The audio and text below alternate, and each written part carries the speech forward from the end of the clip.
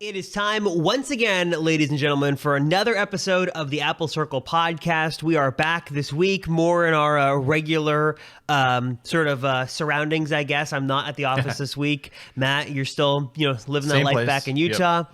Same place, and also the same sort of news to talk about. Not a lot. Actually, well, a couple of interesting tidbits of Apple news actually happened this week, which is really, that goes to say, any news popped up because there's been so, horrible in this tech drop because there's been no news. But we'll get to some of the most interesting stuff that happened over the last few days in a moment. But first, of course, we want to hear from you guys. If you guys have a question or a comment, you have some Apple news you'd like to break on this show, you've got some questions on what you should buy, when you should buy, you want to fix one of your broken Apple products, let us know. You can text us at the Apple Circle hotline number. You can call us too. Number is 949-354-3508. You can follow us on Twitter. You can check out the YouTube version of this podcast. We have a video version if you didn't know. It's called the Apple Circle Podcast on YouTube. And we want to hear from you guys and connect and get to sort of, share our thoughts about Apple in this wonderful thing we call the internet and a podcast. So, Matt, we're back this week. Little bit of Apple news this week. Some interesting stuff this morning and then sort of some somber news that we sort of expected for a while. Exactly. And we kind of jumped the gun last week. Let's just get it out of the way. We talked about the iPod last week. We had no idea this was going to happen this week, but the iPod is officially dead. It is no longer going to be supported, probably supported a little bit for the iPod Touch, but it's no longer going to be made. They officially said the iPod Touch is no more. You can buy it while supplies last, but that's about it. So yeah, last week we went down a whole memory lane about the iPod, but kind of funny. It's like we knew that this was going to happen. And the writing was on the wall because the iPod Touch, that was the only iPod you could buy, it was showing its age like crazy. I can't remember exactly, but I think it has the A10 processor inside. It's something super old, something very, very outdated.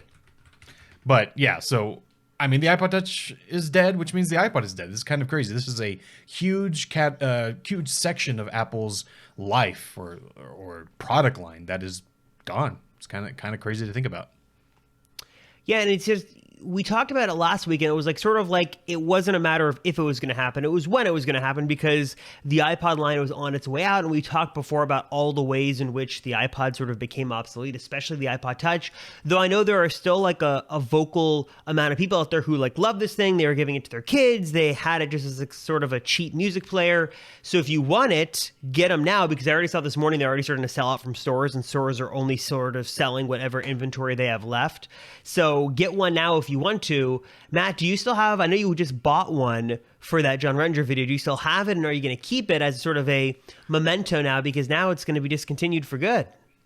No, don't have it anymore. I took it back. Although we should have kept it. That would be a good thing to have. Just, as the last iPod. It was funny when I actually bought it. First, the guy at the Apple Store, because I went to go pick it up, was like, so is this for a kid? Or he was trying to figure out why I was buying this. And then I told him that we're what we do and that we were making a video and stuff. And then he's like, okay, well, there is a 2-week return policy. So basically even the person at the Apple Store was like, why are you buying this? That doesn't make any sense. And that's kind of the whole, like you said, the writing was on the wall. This was going to happen sooner or later. I think there was some, either speculation or just wonder of whether they would update an iPod. Yeah, but yeah, that's funny because I saw some, what's the right way to say this? Some poking the bear a little bit. Some people were sort of tweeting or quote tweeting some older tweets of those who suggested that the Apple Watch is going to get a refresh and that there was an imminent refresh coming and a big redesign. And obviously that didn't happen because it really didn't make that much sense. And I remember sort of same experience as you back in 2019. We did another John Renger video on sort of why it was time for the iPod to die. And I went to the Apple Store and had to ask them, hey, do you guys have an iPod Touch? And they sort of, looked at me weird and went to the back and got it. And even back then, this is 3 years ago, it wasn't really selling, and people were still upset that we sort of suggested that Apple should get rid of it. And now, whether they like it or not, it's going to happen. There's really no need, because now you could either do a refurb iPhone. If you want to buy new, you could buy an iPad. I understand that there is a market for the iPod Touch if you want sort of a portable thing that just plays music, but there are better solutions out there and probably cheaper versions. I mean, if you just want Yeah, I was gonna say I think the iPod Touch does make sense. I think an iPod in some way, shape, or form could make sense. If they kept around like a shuffle for some reason, then I could see that having some kind of popularity. You want something that is super affordable, that you're not worried about, that will still be able to play music, maybe add Bluetooth to it, so that it's just this thing that if you lose it, if it gets stolen, you're not worried about it. It's rugged, something like that. But the there's gotta iPod be Touch. a million That of those doesn't little make MP3 players on Amazon. I mean, that's what I'm thinking. Is Well, like Apple yeah, could sell this for but- $100, but why not just buy like a $20 MP3 player on Amazon and just call it a day? Well, yeah, I agree with that. And also, I think people forget that your Apple Watch is basically an iPod Touch, or not Touch, iPod Shuffle, or I guess if you want to go back to I think it's a 6th Gen Nano, that's basically what your Apple Watch is. You can use your AirPods, connect to your Apple Watch. There you go. That's a much better solution, even if you get like the cheapest Apple Watch SE. That if you want like a portable music player, that's probably actually the best way to do it. Obviously, you're not going to be able to plug in any headphones to that. But if you're using wireless headphones, that's probably the best way to go, honestly. But iPod Touch in itself did not make sense. I think the other thing, too, that really sort of contributed to the iPod's demise, and something that I don't think anyone saw coming they probably saw it coming, but let's say, go back 15 years ago, 2007, there was really no streaming music, or streaming music was in its infancy. There was Rhapsody, I think, that was doing it. There were some other like sort of boutique Rdio. Were they doing streaming music too? Like there were some like unique smaller streaming services. I remember Spotify was in the UK for the longest time, but wasn't even in North America. Yeah, so you had to sort of get a VPN to get around there and get it. But it was, you went to the iTunes store, you bought your music that way, you ripped CDs. It was all very local. With streaming music, now you're sort of dependent on that internet connection most of the time. And now, because we've got, LTE built into our phones, that's just the way we consume our music, whether it's Spotify or Apple Music, whatever the case may be. With the iPod, unless you've got a portable hotspot with you, or you're using Wi-Fi or downloading things sort of for offline use, it's a lot more trouble because things have changed and everything is sort of streaming now through the power of the internet. So I don't know how much a dedicated offline device really makes sense, because I feel like most people who are using it as a music player were taking it out of the house and maybe had it in their car or going on a run. Right. And in that case, if you wanted something just to take that was small and lightweight, you probably weren't bringing around a portable hotspot or anything, so you had no way to stream the music. So you could get music on there by downloading it and, doing that whole thing. But I feel like that's become really more uncommon these days than it was 15 years ago. So sort of the dynamics have shifted, and now with streaming being so big, just wasn't a real need for this offline device.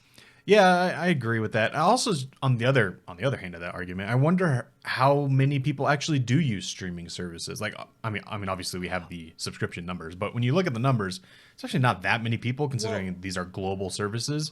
And I was kind of, when you were talking about that, what brought this to mind was your in-laws who live somewhere that does not have good internet connection. Like, what do they do? I remember you one time saying that they still like rent DVDs and stuff because they don't have streaming. Yeah, right? Well, they're streaming. I think they have like a megabit and a half down. Which, side note, I should talk one day. I'm gonna go in a couple weeks for my sister-in-law's graduations, and while I'm there, I'm gonna hopefully help them tweak their Starlink, because they've got that, but it's not got it. working. They have it, but it's like it's better, but it's not consistent. So that's another story for another day. But they're like stuck with DSL. It's like a megabit and a half down. So it's really not much for anything.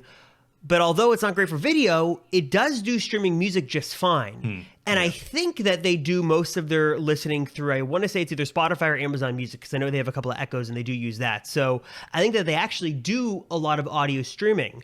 And I guess I was trying to, do a mental pull in my head of everyone I know.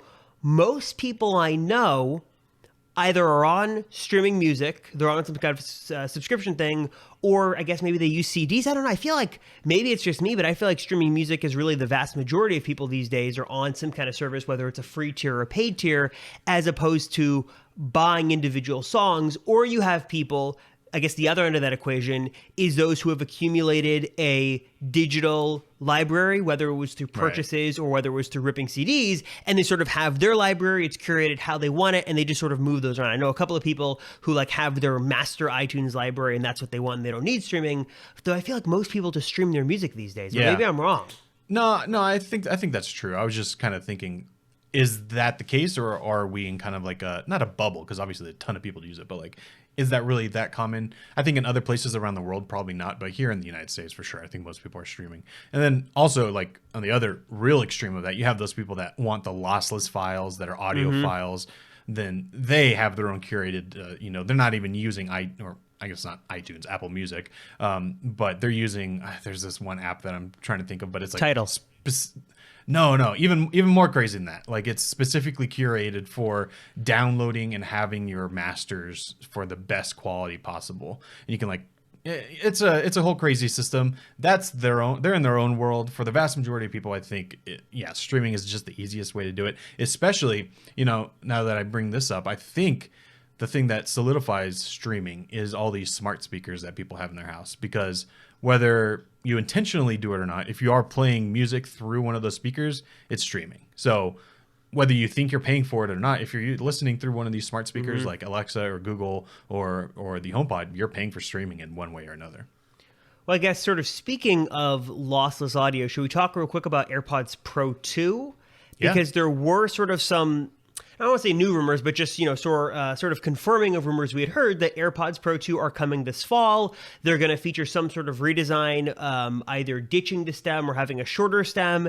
And one of the big features that is rumored for AirPods Pro 2 is some sort of streaming lossless audio. And I think the prevailing theory is that they would have Bluetooth and like they'd use that for all like the regular stuff, but they would use probably AirPlay or some combination of Bluetooth and AirPlay to do wireless lossless audio streaming, probably just from Apple Music to AirPods Pro, which currently I think that AirPods Max support lossless, but only through the cable. So they don't even support. I think that was kind of the big controversy, is that even with the cable, it didn't support lossless. So as of right now, no AirPods support lossless audio, which AirPods Pro 2 could be the first, and they could do it wirelessly. So that would be kind of cool. We had heard rumors that they're going to build some fitness tracking features into the Bud. Right. So maybe it's sort of like Apple Watch level stats without having to wear the watch. That would be really cool. And all in all, AirPods Pro 2 are shaping up to be like an instant buy for most people. Like I said it before, I'll say it again. AirPods Pro, these ones from the fall of 2019, it's 3 years later almost. They've been incredible. I use them every single day. And they're one of the only Apple products, one of the few Apple products that I would instantly buy again when a new version came out, because it's one of those things you use every single day and you rely on them. So hopefully Find My support built into the case. That'd be nice to see. I'm sure, yeah. But I don't have a problem with the, seal of the ear sort of tip thing. That's fine for me. Transparency modes and noise cancellation are good. If they could build fitness sensors in there so I don't have to wear the watch when I worked out, that would be really, really cool. Yeah, that was kind of what I was wondering about the fitness tracking. Like, I'm assuming it's not going to be like a watch or your phone where you can just do it independently. I'm assuming it's going to have to, attach to one of those things, right? Like, if I want to not take my iPhone and I want to listen to my watch, because I know a lot of people do that, they just run with their watch. Would it still use, I guess you have your watch, so I wonder how that works. Like, is there going to be a priority? Are you going to be able to choose? Because I would assume the watch is going to be more accurate than the AirPods. Mm-hmm. But would I be able to like say no, still use my AirPods? I don't know. There's some interesting things there, but I think it's good that you're offering that in different products. I guess too, like what fitness trackers could they do? I guess they could probably do a heart rate sensor, right? And that'd be the biggest one when working out. You want to see what your heart rate sensor is, or what your heart rate is when you're working out. But and then, what else could they build in? Yeah, for your steps, I think that would be easy because it just detects impact. So I think that would be easy. Maybe I'm trying to think. So yeah, those two make sense because those are in contact with your ear. You could probably do some sort of. No, they're not going to do that. Maybe in future versions. Like you probably could do blood oxygen just because you're in that. You just shine a light and kind of the same way it works on your wrist, but just in your ear. I guess you could do that. Well, then you sort of get down the slippery slope too of, these are great features, but if you already have an Apple Watch, what's the incentive to use them? Right. And if you have an Apple Watch, what complementary data could you give to those people? So you're sort of getting more data than what you have right now. And also, like you mentioned, right. If you have both, what's more accurate? Like you said, I'm assuming the watch is more accurate than the AirPods Pro would be. So how does the system know which one to rely on if there's a discrepancy in the data? Yeah, I guess it would be kind of the same way as the watch and the phone, because the phone does pedometer, like steps and all that kind of stuff. But when you're wearing your watch, it just uses your watch. So I'm assuming it's going to be exactly the same way.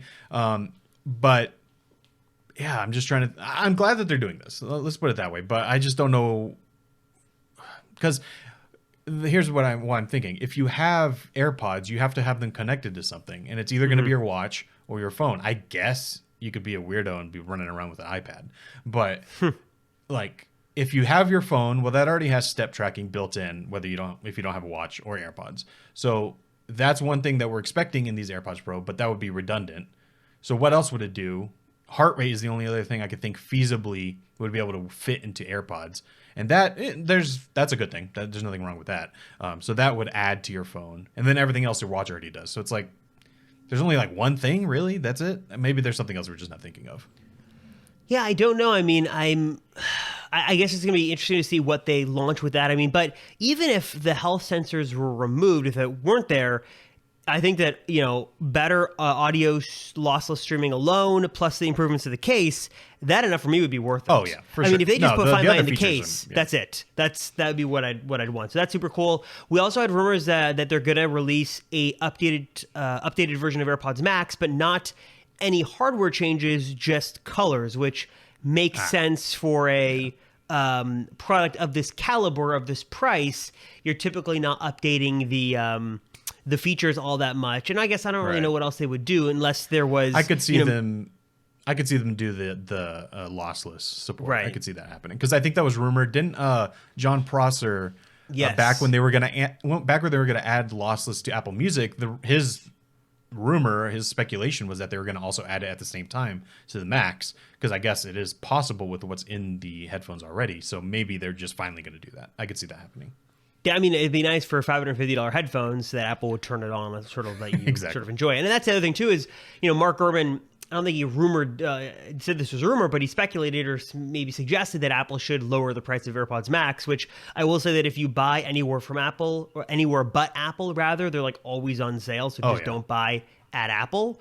But usually you can find it was as low as $350, I think the lowest $400. No, I've seen the lowest is like $420. I think that's the lowest I've seen around Black Friday, but you can easily get them at $450 pretty commonly. Like if you don't see a sale today, just wait, hold your breath, and eventually the sale's going to come. So don't spend retail for these for sure. So that's the latest on AirPods. And I guess the other thing we should talk about, the only other really Apple news this week, came this morning from good old Ming-Chi Kuo himself. According to him, I don't know how I feel about this. He says that as soon as next year, Apple could switch from Lightning to USB-C. Yeah. And I just don't. I've got my hopes up on way too many rumors, especially this year. So I'm just going to take this with a grain of salt. Do you think this is actually going to happen, Matt? I mean, possibly. I mean, on one hand, I hope it happens because I'm ready to just not have a cable that is only for my phone. But on the other hand, I've also basically switched away from plugging my phone in altogether. I'm either using wireless charging or MagSafe, which is wireless charging. The only reason I need a Lightning cable right now is for my AirPods Max. Everything else is either wireless or USB-C. So I'm ready for Lightning to die. Let's put it that way. Will they do it? I actually think they might, only because in the EU, the regulation seems like it might actually pass that they're going to have to do USB-C. And if that happens, then it's going to be much easier just to make everything USB-C than it would be to do two versions, one for Europe, one for everywhere else. So I think it's possible. Not because Apple wants to necessarily, but they might be forced to. What's funny too is that Apple always like sort of either gets the rules bent for them or they just will not follow it and just they'd suck up the fine, whatever it is. Exactly. So the problem is, what everyone has said, the two reasons why Apple wouldn't do this is that one, they're working on the portless iPhone. That's where they want to get. So why would they switch to a port and then away from a port? And then the other thing is that, they make so much money on this made for iPhone licensing program where they can charge companies to use the Lightning technology in their accessories. And that's a big moneymaker for them. And I guess, there's two issues or two reasons why I'd love to see USB-C. One is that, like, the one cable life. Like, you just have one cable, everything uses USB-C. Apple's already touted how great USB-C is on the iPad and on other Apple products used with the MacBook Pro. It's weird that the AirPods Max, I don't know why they don't use USB-C and they use Lightning, but that's sort of an annoying thing. So they've touted its superiority. But honestly, for me, if they could just give us faster data speeds, transfer speeds with Lightning, that'd be cool to see too. So I don't know why they sort of have capped Lightning at what it was. It came out with the 5, with the right? iPhone So 5. Yeah, this is old. All the way back, 10 years ago or so. Like, I don't know. 10 maybe? I think it was 10-ish years. Like, I don't know why they haven't innovated. I mean, don't change the connector, but just change like the underlying tech. I don't know why they haven't made it any faster, which is sort of weird. So I don't know. I would love to see USB-C. I don't know if I really believe if it's actually going to happen or not. So we'll see. Yeah, that's the question. Is it going to happen, and do I want it? Yes, and maybe. I don't think it's gonna. I don't know. It's tough to know. It also goes back to that debate. Are we going to see USB-C, or are we going to see just no port? Which one would come first? And I think, and then, going on Apple's track record, you would think no way are they going to do USB-C for like 2 years and then kill it, right? But they're also doing weird things with the notch, which don't make any sense either. Like, they just shrank the notch, and then next year they're making the notch the hole punch, a year-over-year change, which they never do. So it's like maybe they're kind of over that whole thing. Maybe because USB-C, it's not like they have to discover how to put in USB-C. That's going to be a super easy switch. It's not like they're developing a new port or anything. This is just taking it from the iPad and putting it in the iPhone. Like, it's not, I'm sure they have the component ready to go even. So maybe it's not that big of a deal, so they just do it. Well, the other thing too is like, where was I going with this? I don't remember where I was going with this. So we'll just drop that. I was going to make some point about USB-C, but whatever it is. So I don't know. I'd love to see that. Oh, I was going to say, maybe the portless. I mean, the portless thing is it's a very divisive thing. People either love the idea or they hate it. Maybe the timeline on that was just too ambitious. So maybe the portless is coming, but it's like 6 or 7 years from now. So maybe there's a sort of a USB-C runway there. I don't know. I mean, it makes sense for them to do it. They've just resisted it for so long that I don't know what would change for them to be like, okay, we're going to do it unless there's some other benefit. So I don't know. But that is sort of the only little morsel of iPhone news we've gotten in basically the past like 3 or 4 weeks. I mean, there has been no news on iPhone 14. This isn't even on iPhone 14. This is 15 or 16 or whatever. So we'll see what 15, happens. Yeah. It'll be interesting. I would like to say that the iPhone 15 is looking to be more exciting, but we say that every year, and then it ends up being just whatever. I guess the other rumor for the iPhone 15 is that all of the versions of the phone are going to get the hole punch. Mm-hmm. Super exciting there, not surprising whatsoever. But yeah, it seems like the hole punch is official. Maybe we'll get USB-C next year. That's about it. I guess speaking of hole punch, we can kind of get into the other bit of news, not really Apple related news, but just I think it's worth talking about because Google just had Google I/O, which is kind of like WWDC, but for the Google side of things. This is where they talk about their new software, their new updates to Google Assistant. And this year they talked about a ton of hardware. And interestingly, they are really making a push to make their own quote unquote Apple ecosystem. So at this one event, they announced a cheaper phone, kind of like an iPhone SE. They announced the Pixel 7, which is their flagship, which are coming out in the fall. They announced their Pixel Buds Pro, kind of like AirPods Pro. They announced the Pixel Watch, which they had never made a watch before. And they announced the Pixel Tablet. So that is basically the entire lineup to create an ecosystem. And that's not even to mention the software that they talked about. So that's all coming. They're taking this seriously, which is interesting. And the reason this relates to the hole punch is because the Pixel 7 camera is the exact same cutout as let me say that again. The Pixel 7 camera on the back, the main camera, is the same cutout and shape design as it is for the cutout on the screen of the iPhone. Jeez, I'm butchering this. You get what I'm trying to say. The cutouts look exactly the same. But yeah, what do you think about Google making their own ecosystem? This is obviously something they've been trying to do. Samsung tries to do this too. But every year it happens, and we're kind of... we always talk about it, behind the scenes, and we're just like, there's 1 or two things that just make you not be able to switch away from the Apple ecosystem. It's funny because I watched 0 minutes of Google I/O. I like saw some of the highlights on Twitter, and like I didn't even see any of it. So I understand the appeal of the ecosystem play and why that makes so much sense.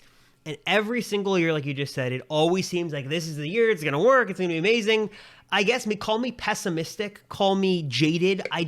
It never plays out like they always say it is. There's always some problem with the phone. There's always some disconnection thing. Like it sounds great, and then it never turns out to be amazing. The Pixel is always said, even the Pixel 6 this year, my gosh, it was touted as like, this is going to be it. This is the year. We're going to go all in. We're throwing everything but the kitchen sink at it. This is going to be it. And then it never is a phenomenal success. So Right. I guess I'm just critical of it because they can say whatever they want, but it never seems to turn out well. And I understand the appeal of all these devices working together, but Google just is known for so much whiplash of like a product is here, then it's gone, it's here, it's gone. They were out of the tablet game in 2019. Now they're back now. Just like you just really can't rely on them for anything, for the next 2, 3, 4 years. So call me cautiously pessimistic. We'll see what happens in the fall with when it launches, and I understand why they want to create this ecosystem, but they always like have these very ambitious timetables, and they always show off these things, and they just never fall into place like everyone thinks they will. So everyone always gets very excited for it, and that's great. Kudos to Google for trying things, but it always just sort of seems to fall apart. I'm very curious about the watch, though. That's something I want to test out. Which I think is odd timing. Isn't it a little late to get into this now? I mean, it's been everyone called Apple late when they entered it in 2014, 2015. I know. And we're 2022. It's been a while. So yeah, it's been a while. And honestly, I mean, this watch was rumored 2019 or something like that. So even the watch itself has been delayed. But yeah, the watch I think actually looks the most interesting out of anything they talked about. The Pixel 7 looks very much like the Pixel 6, but just kind of an iteration on the design. So nothing bad or nothing crazy though. And then the watch though is the one thing that every time I use the Pixel, it's the one thing I'm missing. I love having a watch for those notifications and thing. And I would just end up wearing my Apple Watch even though it didn't connect to the phone I was using. So I'm interested in what this watch is going to do. One nice thing is Google did buy Fitbit, and they integrated Fitbit into this watch. So it should actually have really good fitness tracking. That was another thing that I didn't love about the Samsung watches of the world, is that the fitness tracking was fine, but it wasn't what the Apple Watch was. Like the Apple Watch is definitely better. And then you have the next step up, which is like the Garmin's. So it seems like this Pixel Watch is going to at least be on the level of the Apple Watch, which is nice. And then the design is great. It's a circular watch. I know a lot of people love that, want that, especially from the Apple Watch. From a design perspective, I think the Pixel Watch looks better than the Apple Watch. I think that's kind of hard to argue. What do you think? I love the idea of a round display. I always wanted to try the Moto 360, and I never did. And I know that had the little flat tire. I guess I'm assuming this doesn't have the flat tire, and I think it's like a totally just nice round. Totally round. I want to try it. I mean, that was one thing I will give Android credit for. And Android, it was a Wear OS thing or whatever it was. It did Wear work OS, with the yeah. iPhone. There was at least most of the functionality worked with iOS. So if this does have iOS support, I'm curious to try it out and see what it is. But the Apple Watch, again, it all comes back to ecosystem with HealthKit and the data it captures and the way everything syncs. It's just hard to abandon that. So I don't know. I maybe this is just because we're into tech, but in the back of my mind, I always want to be able to use it. Like I want to have the Pixel as my phone, or something like that. Like I have the Galaxy Fold and the Pixel 6. I want to use that as my phone.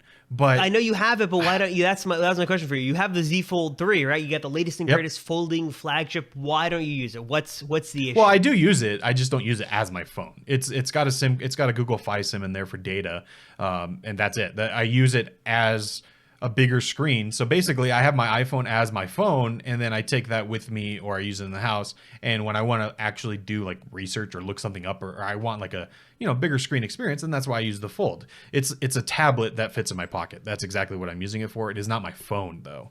The Pixel is very much the same way. Like when I was using that, I test it for a few weeks and I use it as my phone, but ultimately it ends up not being my phone.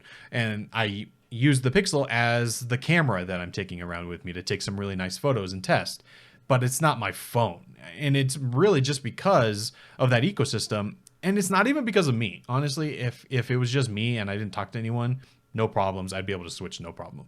It's my family, my friends, it's not possible for me to get them to switch. I've tried multiple times. They're not going to be able to switch away from iMessage. The best I did was I finally got my parents and my sister to message me on Telegram, and that lasted 3 days, and then it's back. That's the real big thing, is that everyone else I talk to, they want to use iMessage, which I get. I like iMessage. Well, that's the thing too, is Telegram is a wonderful tool. It's probably the best cross-platform messaging service I've used. It keeps getting better and better. The problem is you got to get people to get on it. And for those who aren't on it, it's just you're sort of broken, and then you're sort of left to use SMS or, that's the biggest issue. I think Apple knows the lock-in is iMessage, and when you switch to Android, that's everyone always complains is you just don't get that messaging experience, and then you start to lose messages, and it's just a broken experience. And I think Apple knows that, and that's exactly why they keep it sort of iOS only. Yeah, and then there's the other thing of I've set up my whole house and my whole world to work into the Apple ecosystem. So I have the HomePod set up, and I can just stream to the entire house, whatever I'm listening to. That's nice. Obviously, you can do that with the Pixel as well, but I just already have it set up with the HomePod. I can also have a tablet. You can't really do that in the Android world unless you want the Samsung tablet, which kind of contradictory because I use the Fold as a tablet, but having the actual tablet, I didn't really like it that much. I did use the new Samsung Galaxy Tab Ultra, whatever they call it, the big one, and it was cool, but it's just not the same as an iPad. And I love having the iPad Mini and an iPad Pro, and you just don't have that in the Google world right now or the Android world. Hopefully this Pixel tablet will maybe finally be a usable tablet experience on Android, although it's not coming out until 2023. They very specifically said this is a early sneak peek of this product. So if we go by Google's past, on one hand, this may never just come out. On the other hand, it could just not be good. We all remember the fiasco with the what was it called? The Google Slate. That was a absolute disaster of a product, and I'd still love to know what happened with that product. I want to know the behind the scenes with that. That's another thing is, Apple has proven they sort of dominate the tablet space. I guess I would say that the watch space has a little bit more given there for some new competition than the tablet space. I agree with that. Yep. People have tried and failed to compete with the iPad. So why Google wants to do it now after already exiting the business 3 years ago, that also doesn't make any sense to me. Yeah, and I think it's really just to have their own ecosystem. Samsung is as close as you get to having the full ecosystem, but they don't have the smart assistant. They don't have speakers. They tried to make a Bixby speaker. That never happened. So if Google can pull it off, then they have the entire thing, and that really would compete with Apple, I think. A lot of people have a Google Assistant, or I guess they call it the Nest Mini or the Nest. What's the main one called? Just the Nest? The Nest Hub and Nest Hub Max. So, yeah, the Nest Hub. If a lot of people are invested in that ecosystem already for the home. So if you could then have everything else and it's all interconnected, I could see that being something that would lure people in. And that's something that Samsung can't do, because I know a lot of people use a Samsung phone, but then they have an Amazon Alexa, or they have a Google Home, or they have a HomePod, or that kind of thing. So I could see if Google had everything, then people could be tempted to go to it. But they still need to prove that it's actually going to work. And I'm not sure. At the very earliest, even if they do pull it all off, at the very earliest, I'm going to have to wait until 2023 at some point to get into this entire ecosystem. Well, that's the other funny thing I wanted to point out is that, Apple is very tight-lipped about any leaks, any rumors. They don't want to have any info leak out. While Google has taken the approach recently, the past couple of years, is let's just leak products ourselves. Now, let's just pre-announce stuff before it even leaks. So they're just dropping Pixel 7 news and the watch stuff and the tablet stuff months for some of these things. They come out in the fall, if not years ahead, like the tablet. Why take this approach? And do you think it's because they want to drum up excitement? Or is it because they don't want the stuff to leak out? Or they don't care and they just want to share it? Interesting approach that is very anti-Apple. Something Apple would never do. Yeah, it's definitely a different approach. And I don't know. I wonder which one is the better approach. Because in the past, their phone has just leaked completely. And I think even they have leaked it intentionally.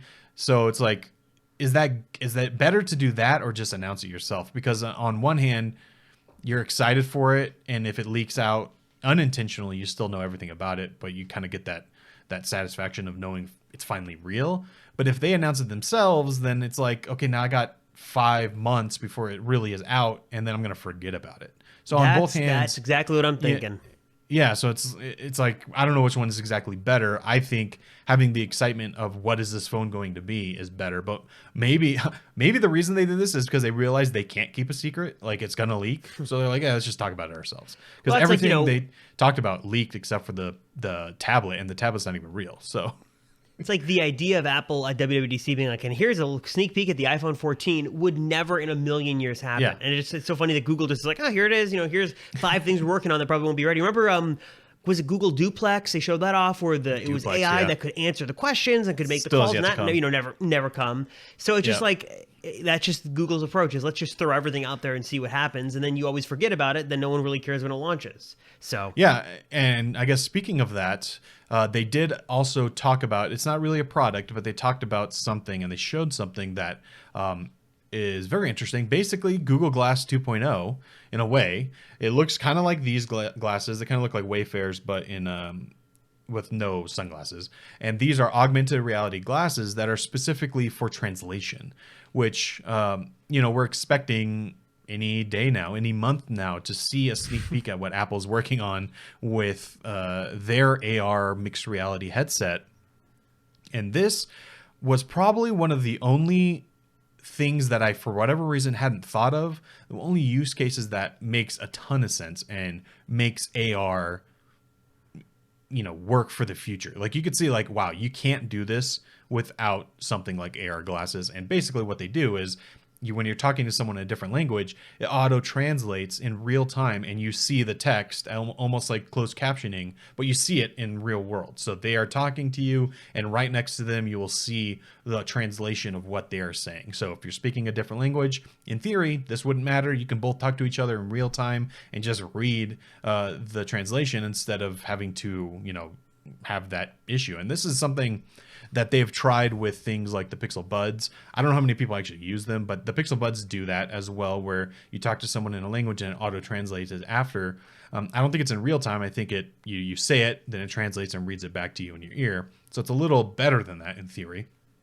But I thought that was a great proof of concept idea of what AR could really bring, and something that honestly Google would be good at, because they're good at translation. They're good at that real time. The Google Assistant, whether you love Siri or hate Siri, you got to admit, Google Assistant is better than anything else on the market right now. So that's an interesting take. Did you watch that video, or did you see what that was? What did you think? Not at all. I saw like some still photos. Like, it looks cool, and like I like the idea of it, but like I think that what's going to be so interesting is, when Apple finally enters the space, whatever that is, what the reaction is from Samsung and Google. Obviously, Facebook's already in this space, but when Apple enters it, everything's going to change. It's going to be interesting to see what Google's approach is to this, and what Samsung's approach. And you got to imagine that all these companies are working on their own solutions, because once Apple sort of drops in, everybody's going to be racing to catch up.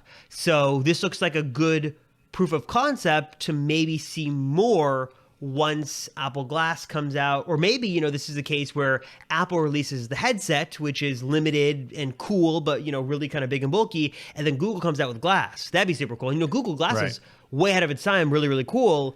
They just got to, knock it out of the park with the second gen. If they can release these glasses before Apple does, while Apple's still stuck on the headset, that'd be sort of really cool to see. Yeah, I don't think that's going to happen, but the Google Glass and the glasses are the exact same problem Google's always had. It's like, wow, this is really cool, and it really is not good. Did you ever use the original Google Glass? No, and it was funny because I wanted them for so long, and then finally, it was like in 2014, I got an email. It's like, oh, you can, you can buy your pair now. It's like a reservation system, right? Yeah, it was like $1,000 or something. It's like I couldn't afford whatever that was when I was 17, so I never bought them. And I know we had a pair, we have a pair, but I never charged them to look at them, or maybe I looked at them once, but it's not really the same as what it was in its heyday. It was amazing. It was really really cool. It was one of those products that like in the internet, everyone thought it was so silly. But when I got my friend's dad got a pair and he let me use them. I made a video about them and stuff. And I used it for about a week, wore it every day. This was before I accepted that I wore glasses. So I was just kind of going blind in life. So I didn't have the glasses version. I didn't need that at the time. And the reactions, everyone thought it was amazing. They're like, wow, that is awesome. No one was afraid that you were recording them. That was all like internet stuff. I didn't experience that once, but it actually worked really well. You could see the weather, you could do all the things, and it stayed like kind of in your peripheral vision. It was awesome. And you could just record video. It was great. And the camera sucked, but the fact that it all worked and it worked as well as it did, even though it was so long ago, I loved it. I thought it was so cool. So I'm so excited for the second version of that. And this one is actually in your eyesight. So it's not like a little prism thing that's in the top. This one is actual glasses. So I'm excited for that. That's the dream. That's what we want. But like you just mentioned, my main concern with the headset and the glasses is for those of us who wear glasses now, what's the prescription process like? And is it going to be a case where you can like auto adjust that? Here's what I want. It puts on, you put it on your head and then it auto adjusts to like almost like digitally match your prescription. Because if you have to go get these things sent off to get them, with custom lenses, it's going to take forever. So I'm very curious to see how they address that, because there's got to be, a lot of conversations on how they fix this for those of us who are blind with glasses. And it's not going to be fun. What if that's the real innovation they're working on? It's like, it's AR, whatever. It's just all the same stuff you could do on your phone. You could do it in your eyes. Oh, that's fine. That's fine. But the real innovation here is that you don't actually need glasses anymore. Like they can digitally alter. I mean, like that theoretically could be possible, right? Well, I don't know how they would do that, but if you think about it, I have known nothing about glasses, but isn't it just like it's certain like magnifications cut in the frame, and you go to the eye doctor and they've got these crazy things, number one, number two, like you go through all these, different things. Is there not a way to put some glasses on there and then it digitally somehow is able to like, maybe you run through like a 60-second little intro. It's like, okay, like how does this look, good or bad? And like it sort of auto adjusts. That I guess I'd be sort of worried, because how would it either have to be like some cameras going through that you see, or it'd have to be like the actual lenses somehow changing. But when that day comes, that's a game changer. You can put on, any glasses and hey, one day it's like, it's not looking so good. Let me adjust that. Or, let me give this to somebody else and auto adjust for them. Not having to go through the whole, get the prescription, get it cut, have to go through an eye doctor, all that stuff. That'd be a real big innovation. That'd be super cool to see. Yeah, I know some VR headsets have diopters built in, so you can adjust them. You don't have to wear your glasses. You can just adjust them. But you're also looking at a screen, so it's a totally different experience than looking at real life. But yeah, I agree. The only reason I'm thinking of that, like, I don't think that's what they're doing. But the only reason is because, like you said, what is the order process of this going to be? I mean, I guess you order glasses online now, no problem. So they would just have you input your prescription into whatever you're buying. But that means day one, I'm not going to be able to get my glasses. No. Right? I'm going to have to order them, and who knows how long that shipping process is going to take. And then even if I did, like I would still go to the store and buy one with no prescription. But then I'm really not going to be able to see everything. So it's like, well, then also you sort of lose your resale value, because that's true. Oh, that's a very good point. It's somehow interchangeable. You're stuck with these for you. So they got to be interchangeable. I'm sure with the headset, it's got to be a thing where they have, like you said, the diopters. There's got to be some kind of visual thing that it'll sort of work with everybody on day one. The glasses, though, that's going to be the real issue, is how to do it. I think, didn't Google Glass, they eventually came out with a system where it sort of clipped onto glasses. So maybe that's a solution. But yeah, but I didn't even think about resale value. Yeah, it's got to be switchable somehow, because I'd be pissed. I'm spending like $3,000 on these glasses, and then when they're done, they're just done. I can't sell them because they have my prescription built in. Or what happened if your prescription changes? I just went a couple weeks ago and got my prescription updated. What do you do? Yep. So yeah, I'm sure Apple's got these are all this. Oh, I'm sure they did a pretty good job when it came to like the watch and. I guess that's the only thing, but they have plenty of options for the watch that, they thought about things like not making using like zinc in the metals, because I know some people are allergic to that kind of stuff. So I have faith that Apple would be able to figure it out. Google, I don't know. Google sometimes likes to just do it one way and then they kind of forget about it. So, but yeah, I agree. I'm interested in what these are going to be, and I'm glad that we're starting to see the first inklings of competition in this space, because it's getting me excited.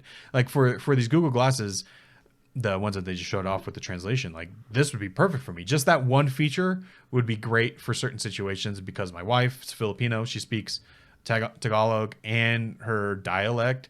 So it's like whenever I'm with her family, I'm just kind of sitting there. Now, luckily, Spanish is not similar, but there's a lot of similarities, so I can pick up like what they're talking about, but I can't talk to them, you know what I mean? So I'm just kind of sitting there chilling. But if I could have this, real-time translation, I mean, that's game-changing for me. That means I would be able to talk to her family, even though in my situation they all speak English, because the Philippines speaks English, but they just don't when I'm around, because that's just how it is. You speak the language that you're comfortable with. But that'd be great. I mean, that's something that I would very specifically use. And that's just one feature. That's why I want them to make the case to me why I need these things. And that was one thing that makes perfect sense, but I've just never thought of it. I want Apple and Google and all these companies to tell me why I need this product. And I think there's going to be a ton of reasons. I just don't know what they are yet. I think at this point we're sort of waiting to see when this actually comes, because it keeps getting delayed and delayed and delayed. Did Google say it's obviously a concept? That wasn't even like that would product. come. Yeah, that wasn't even a product. They just showed it off. Yeah, they're like, this is a concept thing that we're working on. Basically, Google Glass 2.0. Yeah, I'm ready for it. It's just like now, just sort of waiting to see. And as of what we've heard recently, not a lot of hope we're going to see anything at WWDC this year. So it's like, I don't know. It's not only been a very slow sort of couple of weeks for Apple news, but I feel like in general, like even the entire tech space, it's been very, very slow with news. There's just not a whole lot going on, which is usually typical for this year. But I feel like this year, more than any other year I can remember, even during the height of the pandemic, there was still stuff going on. So it's just like it's very slow in the news cycle, which sort of is difficult for us when you sort of do a weekly podcast. Exactly. And I think mainly it's not that there's less to talk about, it's that everything gets delayed. So on one hand, I truly think all these things were supposed to come out this year, and then it was a disaster. Like they just couldn't do it. So I'm hoping they pull a Google and just show us what they're working on with this headset, even though it's not coming out anytime soon. I would love that, but yeah, I'm not hopeful. And then everything else they're going to be talking about is kind of meh. I am excited, or I'm not excited. Let me rephrase that. I am hoping that iOS 16 has some things that we hadn't heard of or haven't thought about. I hope. But I'm also not hopeful there either. And I'm also hopeful that iPadOS actually has some cool features, but I'm not hopeful there either. I will say the one sort of speculation I heard that was interesting is that, there is right now, it probably closed now, there was that random shuffle entry for you as a developer to register and go to Apple Park to the new developer center, which Apple sort of announced out of the blue because no one had any idea that there was a developer center being built. But one of the theories I heard, or not really a theory, but just some discussion is, a physical building there, a developer center, makes sense if you want to, maybe you're a developer and you want to go up and you want to talk with Apple engineers. That'd be super cool. A place you could do that's like not like inside the actual secret labs of Apple. Or maybe it's a great place to go if you want to sort of beta test your apps on like a lot of different devices. Like you want to sort of have an Apple store that has access to all these devices. That's not just the simulator. You want to go test it on an iMac Pro, or an iMac Pro that doesn't exist, but you want to go on an iMac and then an iPad. You want to try it on the Mac Pro. You could do all that. But also, doesn't a physical developer center make sense for developers who want to get an idea of AR glasses and AR technologies, that they could go into this big open space that's really optimized to test it? There was the story about the Apple Watch. This is from ATP, the Accidental Tech Podcast. They're talking about how, back with the Apple Watch, where there was that delay from announcement until release, Apple allowed some developers to come to Cupertino where they could bring their built app and then have a short amount of time to actually test it on the physical Apple Watch before it was released, just to see how their app would work.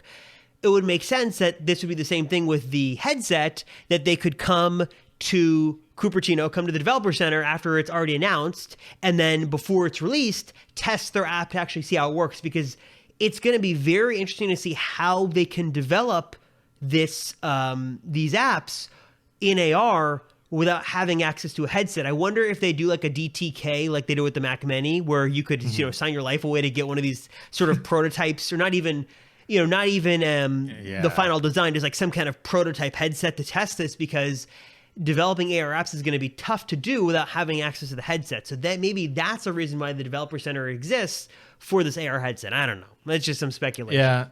No, that's interesting. I think that makes sense. Why would you have a developer center that is not the secret one? The only reason would be is because you want people to go and test things, right?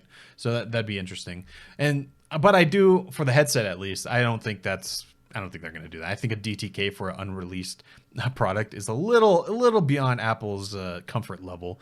I think the sensors in the iPhone and the iPad are close enough to what are going to be in the headset that's basically how you do it, and it just transfers over like pretty closely. Like maybe you have to do a few different. But graphics. what about the UI and graphics, stuff? I just like right. I'm I think you have like, to do.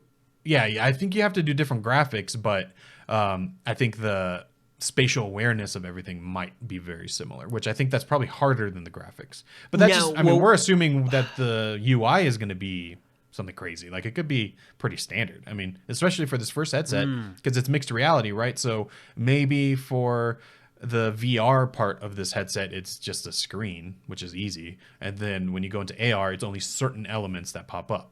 I don't know.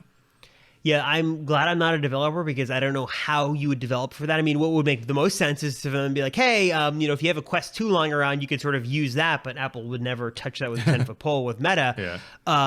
But I don't know what they're going to do. I mean, you make a good point that, with LiDAR and everything, they've been jamming LiDAR into so many things. Maybe that's the reason, is because that'll give you a good enough idea of what it's going to be like for you to test. Or they would do like some kind of like really like it wouldn't even, here's the headset and they have like some kind of crazy other thing that is just strictly a developer model. Because, I will say to Apple's credit, they gave out those developer transition kits that were the Apple Silicon Mac Minis. And I think only one kind of leaked. Really, no one sort of shared it, and it was under that strict NDA, and people were able to do all their testing, and really nothing really leaked out about it. So maybe that is a way to go. But it's going to be tough. But you're telling me no one's going to leak this thing. Someone's going to leak it. No one leaked the DTK. I mean, I think there was that one article in Apple Insider, but that was it, and that didn't really give us any real info. So yeah, but this thing is like surprised. The next big thing from Apple. Someone will leak it. Someone will risk going to jail just to get this thing leaked out. But I guess my thinking would be is that it's not, like Apple Silicon, you're not going to, so let's say they announce the headset, here's the design, here's how it works, here's all that, it's running off of a custom chip. This DTK is like a stripped down regular VR headset with like standard Apple Silicon inside. It doesn't have any of the new stuff. It just sort of gives you an idea of what it would look like. It doesn't have any of the new special components in there. I don't know how they're going to do it. It's definitely uncharted territory. Maybe instead of using AR, it's all just a VR headset. Mm-hmm. That's what I'm thinking. You don't actually see anything in the real world, but it just gives you the I could see that maybe happening because who cares about that? There's tons of VR headsets out there, so that's not even.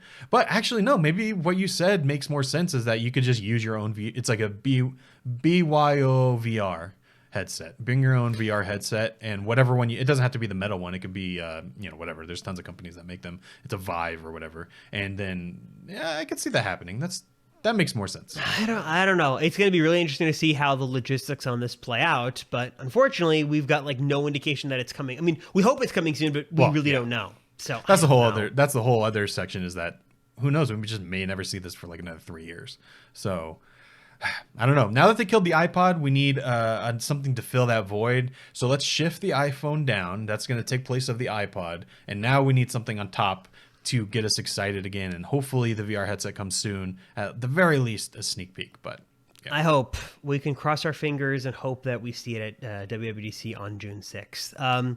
Matt, anything else before we sort of wrap up? That was sort of, unfortunately, that was the big hubbub of the week was Google I.O. and a little bit of Apple news.